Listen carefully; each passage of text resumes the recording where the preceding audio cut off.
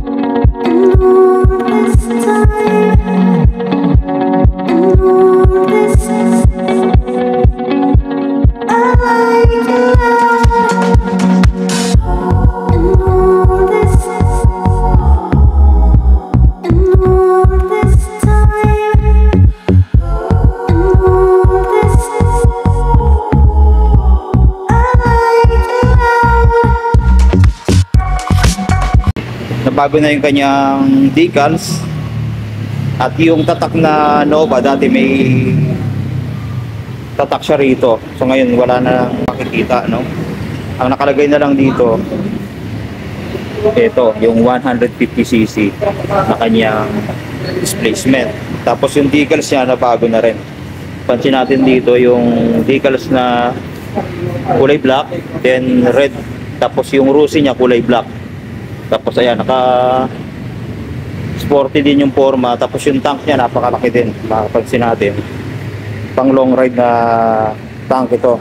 So hindi natin sure yung kung ilan yung tank capacity, no? Pero sa tingin ko mga nasa 14 liters ganyan ang capacity niya. Tapos napaka-forma din ang design niya. So naked bike mga kapatid itong motor na to. May pagkakahawig siya sa mga Kawasaki Rouser. Yan, sa kanyang front, makita natin dito yung kanyang headlight. Napaka-forma din. Yan, malaki. Pero yung ilaw niya dito, naka-halogen bulb pa tayo dito. Ayan. Kung gusto nating pagandahin yung ilaw, pwede naman natin palitan niya ng LED. Then dito, pagka nakabukas to, may ilaw din yung bandang itaas na to. Pati dito sa gilid meron niyang may reflect na kulay. So maganda sana kung mabubuksan natin. Tapos dito may disenyo siya sa magkabilang gilid, no? Ayan. Ito ganda sa signal light dito sa kanyang front at sa likod LED. Ayan. Kanyang panel. Ito yung panel gauge. Naka-analog pa tayo dito. RPM. Then yung analog speedometer, ayan, hanggang 140. Tapos ayan yung odometer. Meron din siyang fuel gauge, ayan. Then yung gear indicator, meron siyang maliit na digital dito. Then yung neutral indicator, ito yung sa ilaw at sa signal light, ito. Ignition ay naka-standard tayo dito, ayan. Then nalalak din siya pagka ni-left side natin yung handle. Then sa susi niya, ito, kagandahan, napakarami niyang susi. Ayan, mapapansin natin, 4 yung nandito. Ayan, 1, 2, 3, 4. So, hindi kayo maubusan ng susi kahit malaglag pa yung mga susi mo. 4 yan, no? Tapos sa mga switch naman niya sa kanyang handle, ito, meron siyang kill switch, itong red. Then bukas na nagpatay ng ilaw, meron din siya. Electric starter niya, ito. Then dito sa kabila, yung high and low, kulay blue. Turn signal light switch, ito. Then busina, and then kagandahan may hazard switch din siya. Ayan. Yun. Tapos meron din siyang passing light. Yan. Yung kanyang choke, dahil carb type pa rin naman ito. So kagandahan, Euro 3 compliant, kaya clean emission, then may katipiran na rin sa gasolina. Din sa kanyang clutch, malambot na rin yung kanyang clutch. Din sa kanyang handle grip, so goods din, maganda, mahaba, then may bar end pa, no, kabilaan. So goods na rin. Pagdating sa kanyang upuan, sporty din yung datingan. Tapos yung kanyang tela dito ay magaspang, ibig sabihin makapit sa puweta natin to. Tapos sa OBR, ito malambot yung foam pero may kanipisan po. Then dako tayo dito sa kanyang grab bar. Ito kagandahan, hindi siya plastic, may pagka-alloy din to. Tapos yung finish niya ay matte black. Tapos magkahiwalay siya, no, parang sungay. Pansin natin, ayan, no, parang sungay siya, magkahiwalay. Then sa taillight, ito napaka-sporty ng datingan, ang ganda ng design. LED po yung ilaw niya sa taillight, ayan, no, ganda. Pa-triangle yung shape. Then sa fender sa likod, ito parang sa mga Rouser din talaga yung forma. Ito meron siyang alloy gray, no. Ayan, ganda nito yung design nito. Tapos meron din siyang ilaw sa plate holder, saka reflector dito. Ito na yung kanyang lagayan ng plaka. So very sporty yung forma nito. Tapos LED na nga yung kanyang signal light, ayan, no. Flexible din yan, no. Tapos dito mapansin natin yung kanyang shock, naka monoshock siya. Ayan. So kagandahan dun, malambot yung bounce, no? Hindi siya matagtag. Pagdating naman sa kanyang gulong dito sa likod ay 110 by 80 by 17. Naka-mugs na tayo dito. Pero hindi pa siya naka-tubeless. Yan. Pero madali lang pa-tubeless yan dahil naka-mugs na yan. Ayan, ganda din ng mugs niya, oh. Tapos ang gaan lang niya iikot, oh. Ganda. Tapos yung kanyang sprocket combi dito nakalagay 45. Then hindi natin sure kung 15 or 14. Kung gusto niyo i-high speed, pwede niyo liitan to, yung sa likod. Mas tutulin pa yan, no? Ito kasi pang stock lang to. Ayan. Tapos yung kanyang gear shifting ay 5 speed po. Ayan. 1 down, 4 up. Ayan, 5 speed. Naka single shifter tayo dito. Ayan. So latest na rin, pakawit-kawit ka na lang. Then sa harap nga pala yung kanyang gulong ay anong size dito? O ikotin natin. Ayun. Ang size ng gulong sa harap ay 80 by 90 by 17. Tube type din. Tapos sa fender naman niya, ayan, meron siyang tatak na 150 dito. Then sporty din yung datingan. Tapos kulay white nga pala to, no? Glossy white. Para siyang pearl white pagka tinignan natin. Nag-glitter effect din pagka sinaga ng araw. Tapos meron din siyang R dito. So siyempre yan ang brand ng Rusi, no? Tapos sa kanyang disc brake sa harap, ito. Pansin natin, round shape. Then naka 3.5 mm ang kanyang kapal, no? Tapos naka dual path caliper din siya. Medyo kakaiba yung kanyang caliper dito. Then telescopic fork na kulay silver, din may Rusi na sticker kabilaan.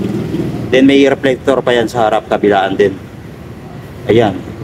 So okay na okay din. Tapos makikita rin natin dito sa harap yung kanyang busina. Tapos yung stator niya. Ayan. Then yung makina niya, makikita natin dito. So 150cc, malakas na rin humatak. Kumbaga hindi ka na rin ipapahiyaan dito sa biyahe, no? Tapos ayan yung pang ilalim dito, ang kanyang langisan. May kickstarter pa rin siya, ayan. So goods pa rin to. Then sa kanyang footrest, angkas, ito, ang ganda. Ayan, o, napipilip din siya. Then makapal, malaki yung goma. Ayan. So So goods na goods sa mga kaangkas to. Makapit yung kanyang footrest. Then sa muffler, sporty na rin yung datingan. Yan, makita natin. Dito sa side, agad ng forma sa dulo. Tapos naka-allen bolts na rin siya. Parang stainless na yung bolts niya rito, kaya goods na goods. Pati dito, sa kanyang tire hugger, no? Ayan, no? So, protected yung likod mo dahil dito. Then, meron pa rito sa loob. Ayan, meron din siya ditong tire hugger. Kaya, safe na safe yung ilalim para hindi madumihan, ano? Ayan. Tapos sa likod, naka-drum brake po. So, yun ang isang dito. Dapat, ginawa na rin nilang disc brake para mas maganda. Dito nga pala sa kanyang tank, meron din siyang tank guard. Ayan, na parang carbon fiber finish. So ito, gandaan, hindi ka nabibili. No? Ito kaganda, meron na. So napakaganda. Kumikinang yung kanyang tank. Tapos meron pa siya ditong nagpaangas dito yung pinaka parang palikpik niya, no? Ayan, meron siya rito design. Ganda. No? Tapos pati dito sa may gitna ng ignition, may plastic pa siya dito na design. Ayan.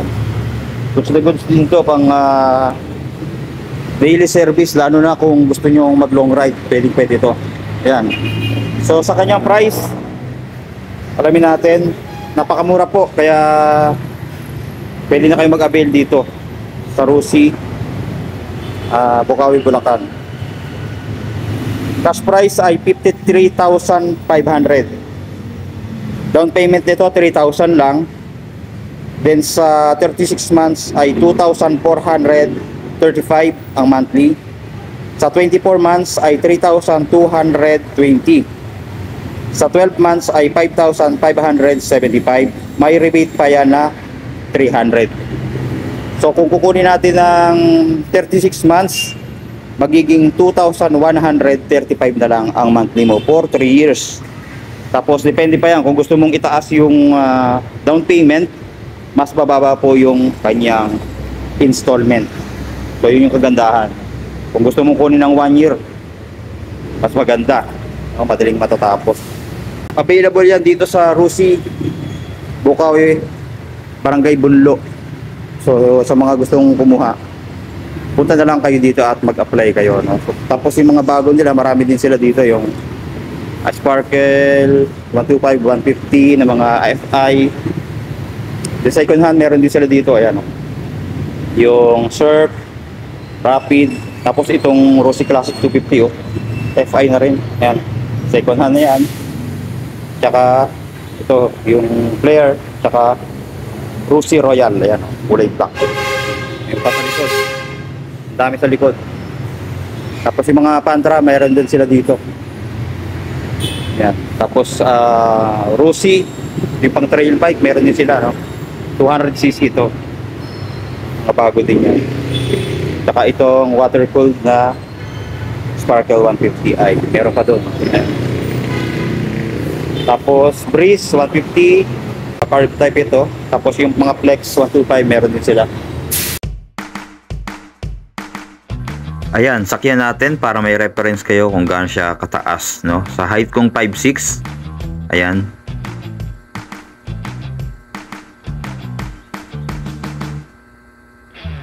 So ayan, makikita natin halos konti lang yung tinaas niya.